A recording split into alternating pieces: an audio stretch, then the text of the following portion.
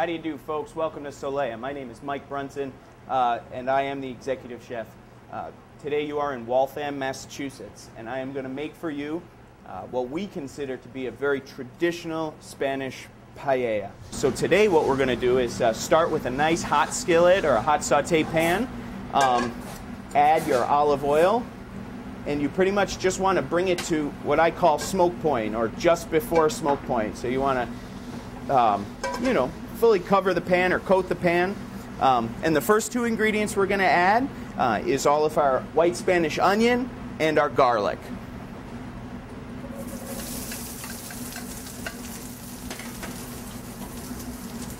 And you can hear there's a nice sizzle, a nice hot pan will make all the difference.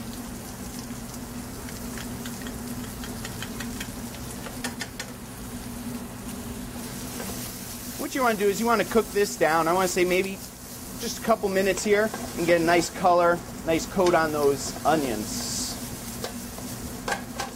So once you get a little bit of color on that garlic and your Spanish white onions, you're going to add your green bell pepper and your red bell pepper. You're also going to give these just a few minutes, pretty much saute them all, and you'll see we are loading up this pan. You've heard for sauteing, this is not how you would saute. You don't want to load your pan because pretty much you'll start to steam all the vegetables on top. In this sense, it's okay. What we are going to do is add all of our dry ingredients now once we get a nice bit of color on here. So the first thing we're going to do is add our bay leaves, our parsley, and this is dry ingredients. Dried parsley, dry oregano, dry thyme, black pepper, and one thing you'll see is I say a pinch, or as much as you'd like, of cumin and a hot smoked paprika. The reason I do this is depending on how much spice you can handle. Some people like a lot, some people like very little, some people like a lot of cumin, some people like very little. I prefer only a little of each, so when I say a pinch, I really do mean just a pinch. So a little of each, and we're going to cook that up just for a minute. What we're doing is getting the dry ingredients or the dry herbs to rehydrate just a little bit with that oil, and then still getting some color on those onions and peppers. So it is going to be just a couple minutes more here to get that color we're looking for. So now as you spend a couple minutes here cooking down these vegetables, sauteing down these vegetables, you're going to really notice the aroma of those dry ingredients. You don't want to get too close, because that hot paprika will give you a nice little nose burn. So once you get the right amount of color and soft enough vegetables, we're going to go ahead and deglaze with our white wine. And for this, we're only going to cook off just for 1 or 2 minutes, pretty much just long enough to cook off all the alcohol. From there, we are going to add our vegetable stock, our sugar, granulated sugar, and our saffron. Now this is where this sofrito really gets its color. That yellow color is going to translate into any dish you make.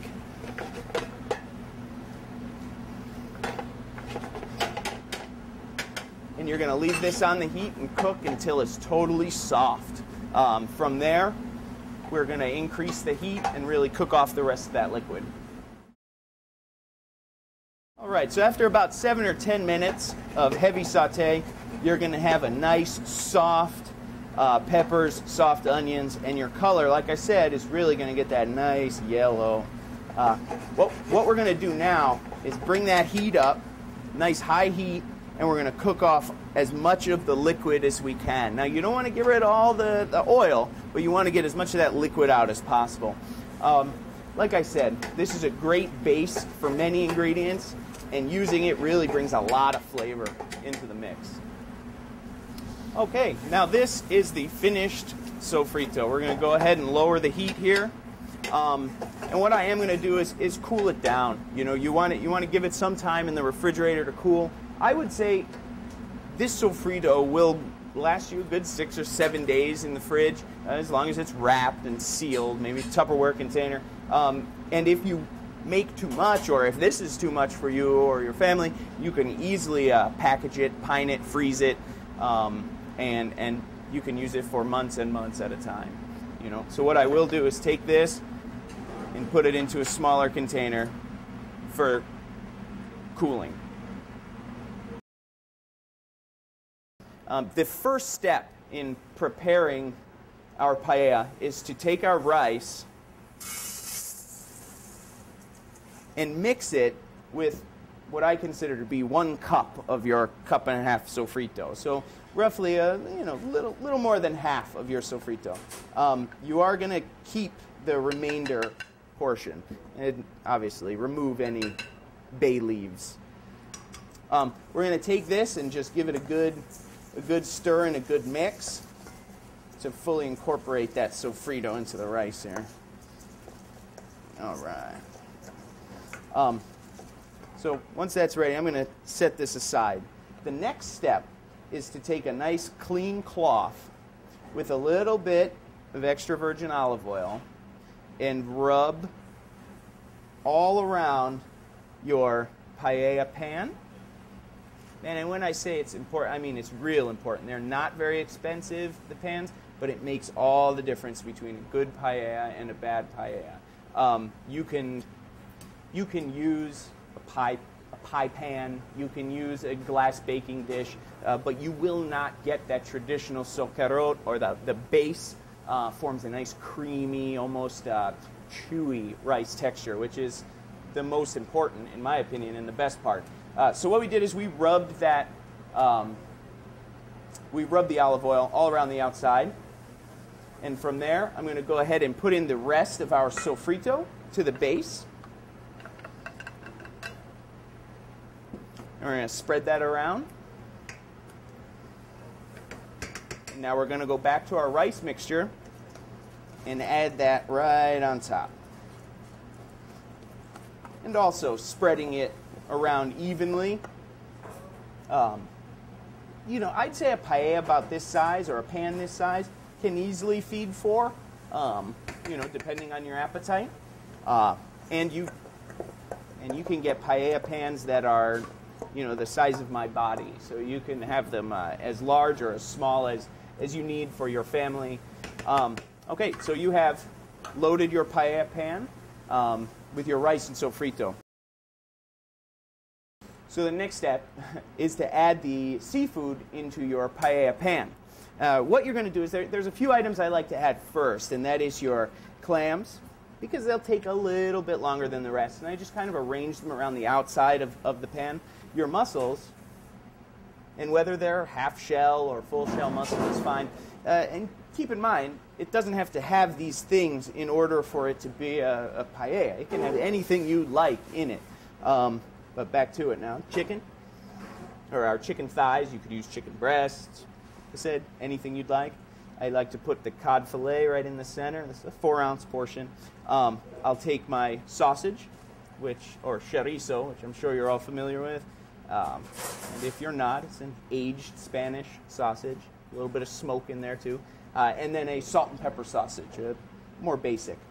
These last items here, our lulas or our calamari, our scallops, and our shrimp will go in on the next round. So from here, what we're going to do is take this and bring it over to the heat. We're going to add some stock and begin the cooking process.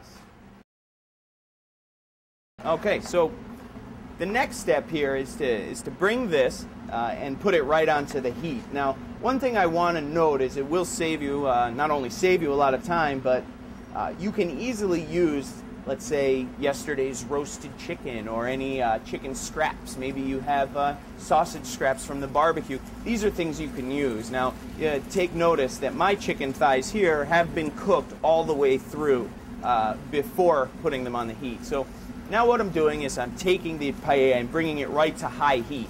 I'm going to give it just a second now to kind of get that the sofrito at the base of the dish, get it nice and hot. What we are going to do is take our seafood stock, which has also been seasoned with a saffron, and slowly cover all of the paella, or all of the ingredients in the paella. So just over the top, you'll see, not far enough where it's over the edge of the pan, but just enough to cover all of your ingredients.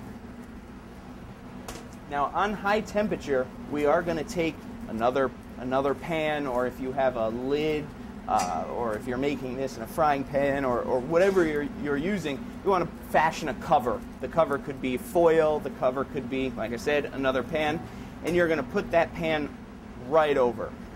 This is going to begin to boil. Once this boils is when we come to our next step, which is, I make a paella in 3 sections. The first, which you've seen, the second, which is a half-cooked paella. So once this cooks for 7 minutes or so, we will go and I will show you the next step. Okay, so now at the halfway point, or after a few minutes of cooking, you're going to notice that the rice is going to start taking shape. One of the main things, and one of the things I tell all of my staff, all of my crew, is to let the paella cook. One of the things I said earlier is you want to build that socarrot, or that base of the paella, by constantly stirring or moving or disturbing the rice.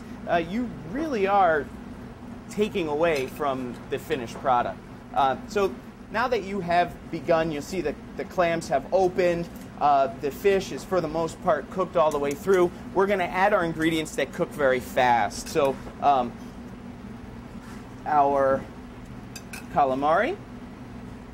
My grandmother used to tell me, there's only 2 ways to cook calamari, and this is under a minute or over 30 minutes. So this is exactly that, or kind of that thought, We're going to put it right in at the end. In just a few minutes down the road, we'll have a finished product. So then we're going to add our scallops, our baby shrimp,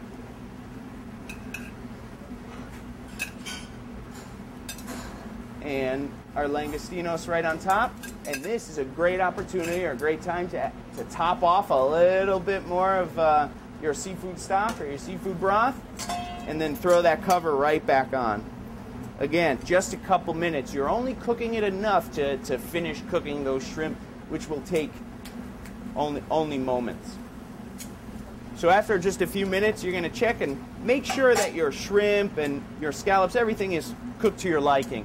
From here, what you want to do is add your green peas. Now, keep in mind, they can be frozen or canned. I just take a little time and use a fresh product. Our artichoke hearts, which have just been quartered. And we're going to put these in right at the end. Now, keep in mind, they cook so fast that you really need not. And then I have some piquillo peppers. If you're unfamiliar with a piquillo pepper, it is a Spanish red pepper. You could easily, these have been fire roasted and canned in advance. You can easily use just a regular canned red pepper. And what we're going to do is put that top back on for just a moment more. But you can, before I do that, you can really see the rice has started to plump up, has really started to grow. And by giving it just a little shimmy, you can see that it's just about ready. You want all that moisture to really leave. I wouldn't add any more broth to it or any more stock. Keep in mind, this is an art. In Spain, everyone's grandmother claims to make the best paella. And it comes down to practice. So at this point, I am going to lower the temperature. Again, lower it down just a bit more, and cook it just long enough to get those vegetables hot. Okay, so now after those vegetables have been cooked and nice and hot, you're going to remove the pan, or remove your lid. You can even turn that heat right off. You're going to go ahead and take the paella and just turn it slightly. What you're looking for here is any excess moisture, any extra liquid that is left. Once you see that there is very little, I want you to bring it back. I want you to throw that heat on high, and I want you to give it 1 minute or maybe 2 minutes of solid, uninterrupted heat. Again, this is the last step of building that base, which makes a paella what it is. So now after that has been nice and crisp, all that moisture is gone. It's nice and easy to just take your paella, bring it right over to your serving dish, and you need not disrupt or play with, move anything around. I mean, you can neaten it up, you know, make it look a little nice for the table maybe, but besides that, this is your finished product. It takes very little to make this paella look as good as it tastes. Okay, so again, my name is Mike Brunson from Soleil Restaurant. Buen provecho, enjoy, and thank you.